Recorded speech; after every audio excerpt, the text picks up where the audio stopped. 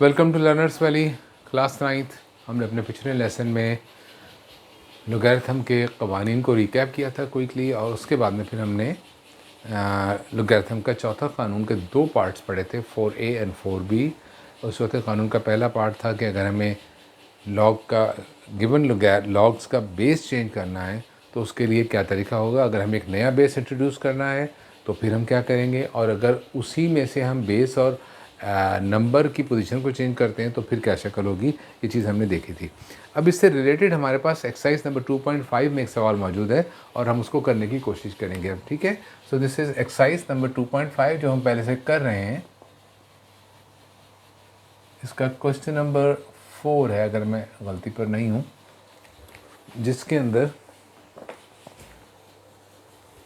हम राइट है prove the following लिखा हुआ है और हमें इसको प्रूव करना है। तो यहाँ पे हमें चेंज ऑफ बेस लॉ का इस्तेमाल करना पड़ेगा, वो आपको खुद नज़र आ जाएगा कि ऐसा क्यों करना पड़ेगा। इससे पहले के सवालात में मैंने लॉग की बेस को कोई अहमियत नहीं दी थी। मैंने कहा था कोई फ़र्क नहीं पड़ता, उन्होंने जो भी बेस लिखा है।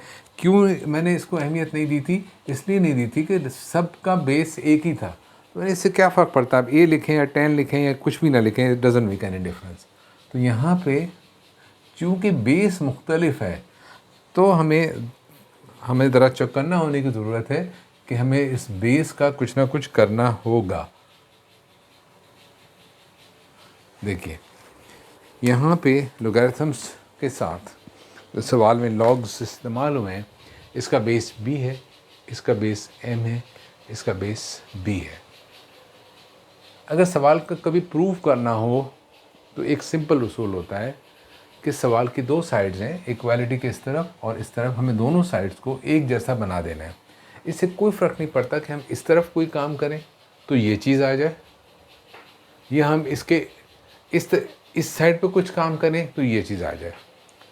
दोनों बातें मुमकिन होती हैं, नामुमकिन कुछ नहीं है। लेकिन यकीनन यहाँ पे वर्किंग करने के लिए कुछ नहीं, यहाँ पे आपको दो चीज़ें दी गई हैं और इसमें वर्किंग करने के लिए स्पेस है, आपके पास मटेरियल है कि आप उसको कुछ कर सकते हैं, प्रोसेस कर सकते हैं। सो हमेशा वो वाली साइड इस्तेमाल करनी चाहिए जिसमें कि कुछ वर्किंग करने के लिए मटेरियल मौजूद है। यहाँ पे आप क्या कर सकते हैं, ज़्यादा change of base of law apply करेंगे, क्या करेंगे, एम ले लेंगे, मे बी यहाँ पे इस पर भी change of base law apply कर दिया जाए खर्चे। और हम यहाँ पे चूँकि बी बेस तो नज़र आ रहा है, बी यहाँ भी है और यहाँ बेस एम है, अगर हम बेस एम इंट्रोड्यूस कर दें तो शायद कुछ शक्ल निकल आए।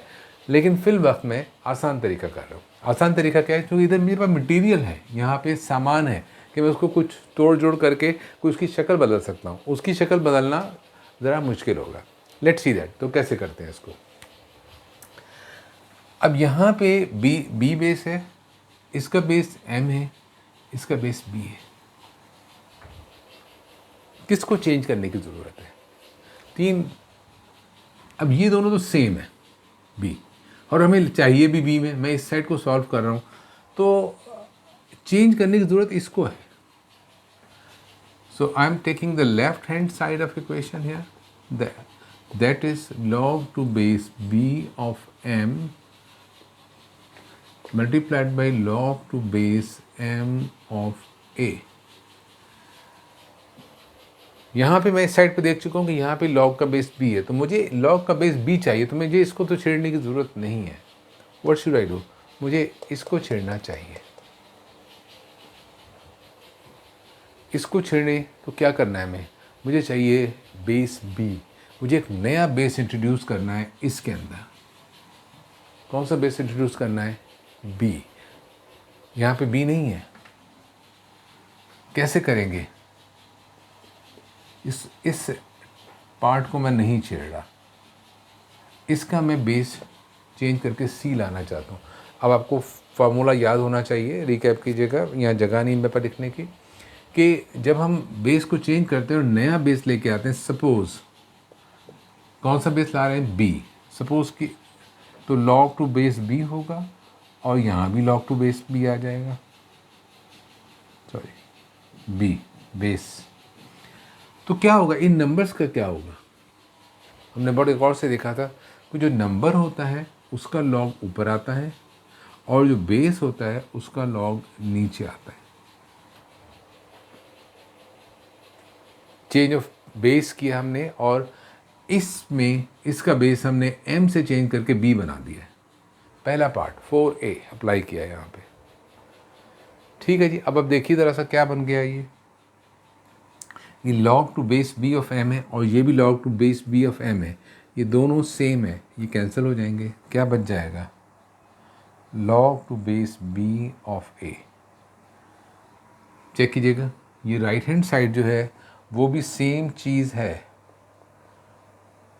That is log to base b of a।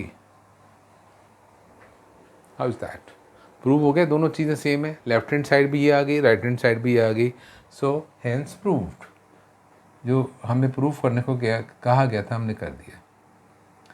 आम तौर पे मैथमेटिक्स में जब भी सवाल प्रूफ करने के लिए आते हैं तो हमें यही अप्रोच लेनी चाहिए जो कि सेफ अप्रोच है, कि जिस साइड पे आपको, ये लेफ्ट हैंड साइड है, ये राइट हैंड साइड है, लेफ्ट हैंड साइड या कोई भी साइड जिस पे आपको ज़्यादा मटेरियल मिल रहा है, जिसमें सिंप्लीफाई करने के लिए कोई सिंबल्स हैं, मल्टीप्लाई, डिवाइड, उस साइड्स पे वर्किंग करें, उस वर्क को परफॉर्म करेंगे तो आपके लिए आसानी होगी।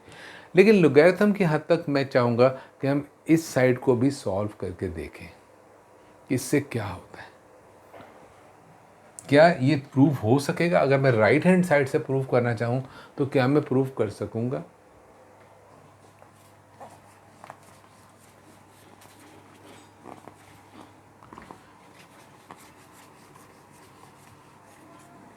क्योंकि मैं कह चुका हूँ कि ऐसी पाबंदी नहीं है, ये उसूल नहीं है कि आपको हमेशा बड़ी वाली एक्सप्रेशन को ही सॉल्व करने के लिए लेना चाहिए।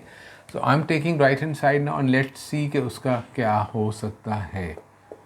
log to b of a, और हमें इस शक्ल में इसको लेकर आना है। So what can we do here? यहाँ पर एक बेस m है, यहाँ b है, यहाँ पे एक बेस b है। So how would that be possible? Suppose मैं इस पर change of base law apply करता हूँ, चूँकि यहाँ एक तो बेस m है, मैं इसको m ले लेता हूँ। जैसे ट्रायल एंड एरर अप्रोच, तो क्या बनेगा? तो ये होगा log टू m, नया बेस m लेकर आ गया हूँ, तो जो नंबर है इसका log ऊपर आएगा। So do you see anything like that? और बेस m ऑफ a, देखिए ये शक्ल तो हमारे पास आ गई है, ये वाली log m to base a तो आ गया आपके पास, और log base m to b। लेकिन यहाँ पे देखिए उल्टा है, ये m टू b नहीं है, b एंड m है। तो हम अगर इसको इस तरह से लिख दें, log टू m a, और इसको कर दें 1 log to m of b, और इसके ऊपर चेंज ऑफ एक्सपोनेंट का लॉ अप्लाई कर दें, चेंज ऑफ बेस वाला, और बेस को और नंबर को रिप्लेस कर दें, तो ये क्या होगा? रेसिप्रोकल बन जाएगा। रेसिप्रोकल का रेसिप्रोकल क्या होगा? वो एक सिंपल नंबर बन जाएगा, that would be log to m of a, और ये चीज़ हो जाएगी मल्टीप्लाइड बाई, जब ये चेंज होगी, इनका बेस आपस में चेंज होंगे तो ये रेसिप्रोकल बनेगा, तो ये फिर ऊपर आ जाएगा, ये हो जाएगा log to b of m। क्या सेम चीज़ नहीं आ गई? log to b of m and log to m of a, इनकी प्रोडक्ट आ गई है। This is same as left hand side. अब देखिए कि यहाँ पे आपको उसको प्रूव करने के लिए बहुत ज़्यादा डुप्लीकेटिंग करनी पड़ी, सोचना पड़ा कि यहाँ ये चीज़ है तो मुझे ऐसी शक्ल लानी है, जबकि लेफ्ट हैंड साइड को जब मैंने सॉल्व किया था तो मुझे इतनी मुश्किल नहीं हुई, मुझे पता था कि इन दोनों को आपस में सिंप्लीफाई करना है।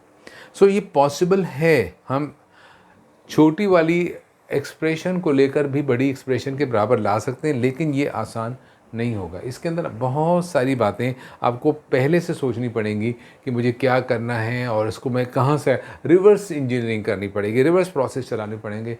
तो मैं बच्चों को एडवाइस नहीं करूँगा। तो हमें we should go with the previous method कि हम बड़ी वाली एक्सप्रेशन को सिंप्लीफाई करके छोटी एक्सप्रेशन में के साथ इक्वलाइज प्रूव कर दें।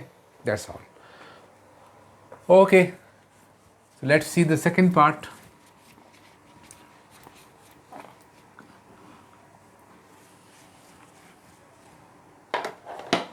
of question number 4.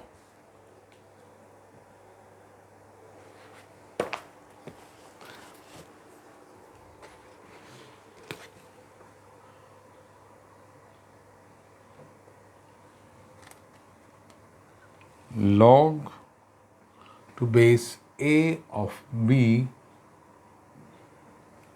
times log to base c of a is equal to log to base c of b. ये बिल्कुल प्रीवियस सवाल की डुप्लीकेशन है, इसका डुप्लीकेट पार्ट है, बिल्कुल सेम। यहाँ बेस ए है, यहाँ सी है, यहाँ सी है, हमें ये प्रूव करना है, हम लेफ्ट हैंड साइड को ही यूज़ करेंगे। तो हमें क्या करना है, हमें सिंपली इसको चेंज करना है। I am using left hand side, that is log to base a of b times log to base c of a। यहाँ पे जो प्रूफ करना है मुझे वो c है, तो c को तो मुझे छेड़ने की ज़रूरत नहीं है, मुझे इसको चेंज करना चाहिए। और यहाँ पे मुझे बेस c इंट्रोड्यूस करना है, ना a ना b, नया बेस लेके आना है। तो ये क्या बन जाएगा, मैं log to base c introduce कर रहा हूँ, यहाँ पे नया बेस लेके आ रहा हूँ। तो क्या होगा, जो नंबर होगा उसका log ऊपर आ जाएगा और जो बेस है उसका log नीचे आ जाएगा, टाइम्स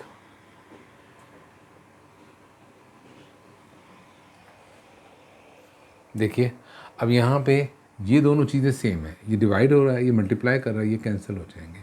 क्या बचेगा, log to base c of b। क्या ये वही चीज़ नहीं है जो कि राइट हैंड साइड पे है? देखिए राइट हैंड साइड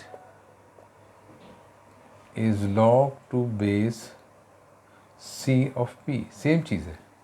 सो हमने प्रूव कर दिया लेफ्ट हैंड साइड और राइट हैंड साइड बराबर है। तो this is just the duplication of part 1, इसमें कोई ऐसी नई चीज़ नहीं थी। I should have left this question for you. Okay, let's see the part 3 now.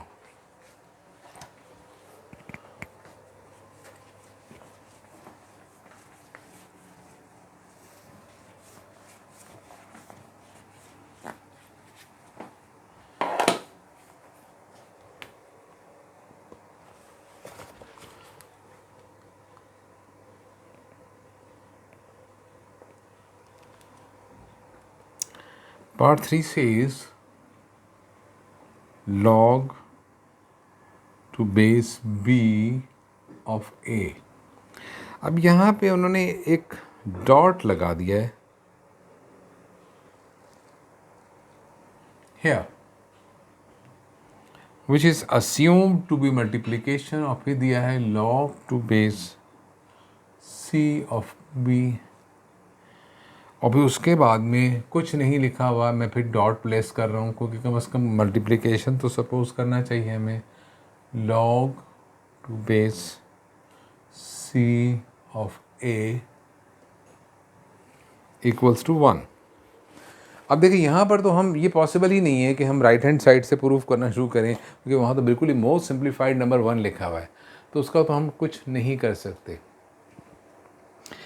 मैं देख रहा हूँ कि यहाँ पे जो सवाल है इसके अंदर यहाँ बेस b है, यहाँ c है, यहाँ c है, तो मैं सोचता हूँ कि इन दोनों को तो हमें छेड़ना नहीं चाहिए, let them be as it is.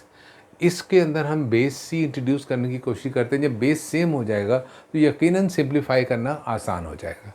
So let's take the left hand side, थोड़ा सा मैं इसकी शक्ल को भी तब्दील करके लिख रहा हूँ, चलिए ऐसे ही लिखते हैं पहले, log to base b of a times log to, उन्होंने टाइम्स के लिए डॉट दिया है, एनी इससे कोई फ़र्क नहीं पड़ेगा, b of c times 1 upon log to base c of a।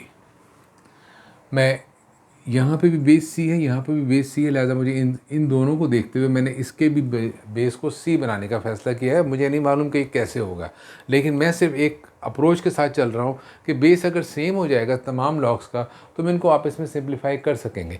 इस वक्त तो हम इन्हें सिंप्लीफाई नहीं कर सकते।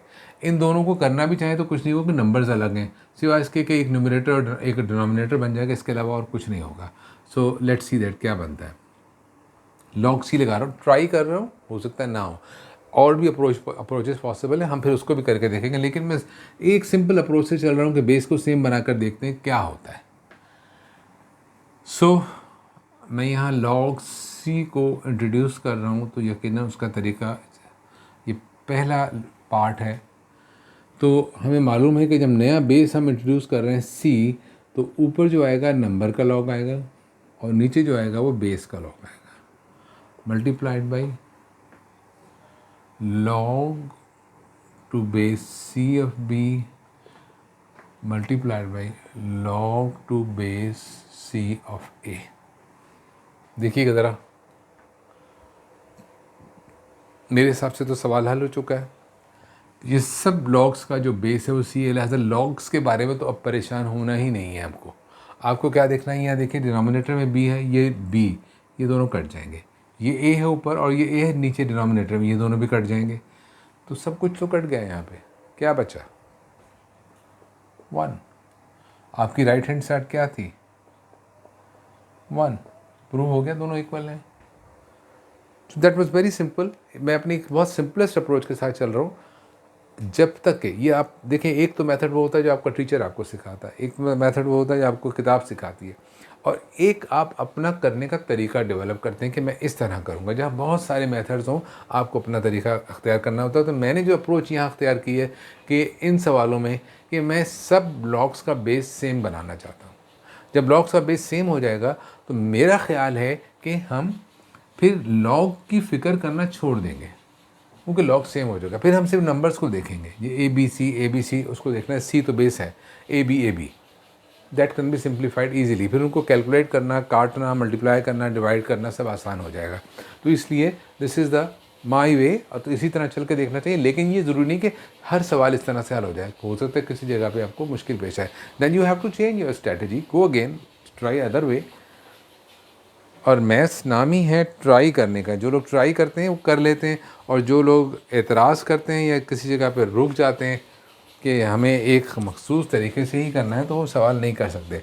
सवाल को हल करने से पहले जवाब नहीं मालूम होता। कभी भी सवाल को देखकर जवाब के बारे में मत सोचिए कि जवाब क्या होगा, डजेंट मैटर। सवाल मैथ्स है, ट्राई करने का नाम। जो ट्राई करेगा वो कर लेगा, जो सोचेगा कि कैसे करूं वो कभी नहीं कर सकता।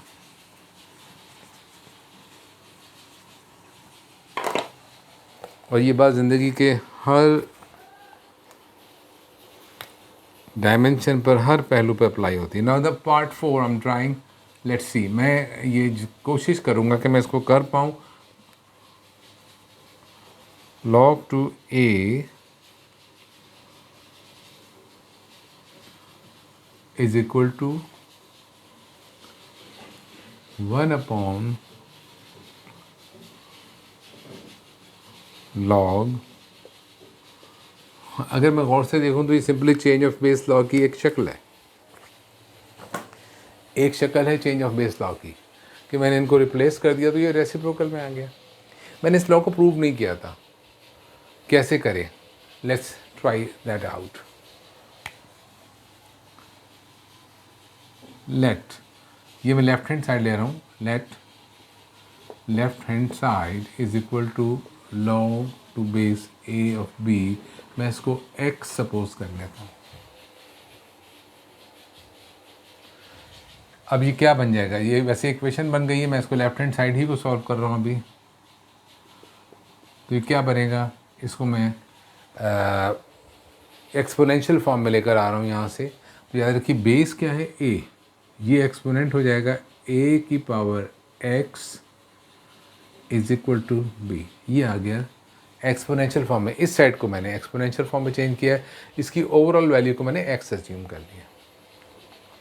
अब मुझे यहाँ से x की ही वैल्यू ढूंढनी है, लेकिन यहाँ पे बेस a था, मुझे क्या चाहिए, मुझे बेस b चाहिए। दूसरी साइड पे बेस b है, ठीक है जी। अब हम क्या करेंगे, इक्वेशन के दोनों साइड पे log to base b introduce कर देते हैं। a की power x is equal to log to base b of b।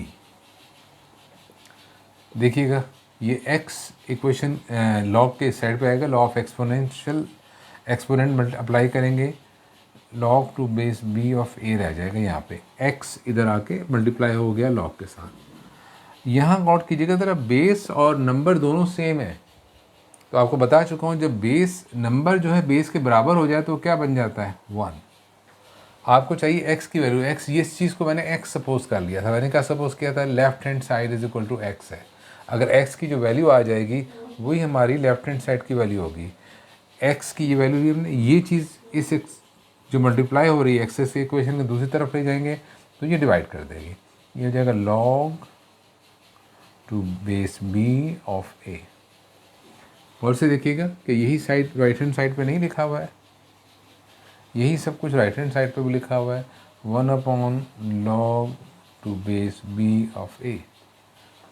So it is proved. तो एक्चुअली मैंने यहाँ पे सवाल को भी हल करना मकसद था और साथ साथ मैं चाह रहा था कि मैंने जो 4b लॉ आपको बताया है उसका भी प्रूफ करा दूँ, that is the proof of 4b law. वरना ही हम डायरेक्ट ही लॉ को अप्लाई करके इसके बराबर प्रूफ कर सकते हैं, या इसके ऊपर लॉ को अप्लाई करेंगे, लॉ 4th लॉ अप्लाई करेंगे तो ये प्रूफ हो जाएगा। सो that is not a problem. लेकिन मैंने सिर्फ इसको इसलिए करके दिखाया आप लोगों को, आप समझ लें कि 4b का लॉ कैसे प्रूफ हो सकता है। So that is question number 4 था, that was related to totally to change of base, law of change of base से ताल्लुक़ रखता था। उसके दो पार्ट हैं, 4a एंड 4b, और उन दोनों का इस्तेमाल हमने देखा इस एक्सरसाइज 2.5 के क्वेश्चन नंबर 4 के अंदर। इसके बाद में एक सवाल इसके अंदर और है इस एक्सरसाइज के अंदर, जिसको कि मैं अपने अगले लेसन में करूँगा। इसके अंदर हमें इसी कानून का इस्तेमाल सिखाया जाएगा, वहाँ पे हमें ये ए और बी के बजाय हमें इसकी एप्लीकेशन सिखाई जाएगी कि हम इसको लोगारिथम में कैसे इस्तेमाल कर सकते हैं। Till then, thank you very much.